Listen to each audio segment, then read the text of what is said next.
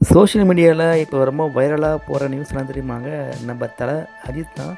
இத்தனை வருஷம் ஏன் பண்ணாதவரு, ஏன் இவர் திடீர்னு இது போல் ஒரு ஆசை? அதுதான் சரி, அவர் ரசிகர்களும் சரி, மக்களும் சரி எல்லாம் கேட்க ஆரம்பிக்கிறாங்க. இது ஒரு பக்கம் இருக்க, விஜய் ஜனநாயகம் படம் ரிலீஸுக்கு முன்னே அந்த ஆடியோ லான்ச் வச்சு அவங்க தயார் பண்ணி நிறுவனத்திற்கு நல்லா சம்பாதிச்சு கொடுத்துட்டாரு. அது ஒரு பேர் இருந்தாலும், இப்போ அஜித் ஏன் திடீர்னு இந்த ஆசை தான் வந்து எல்லாம் கேட்குறாங்க. அப்படி என்ன தான் அஜித் பண்ணார்?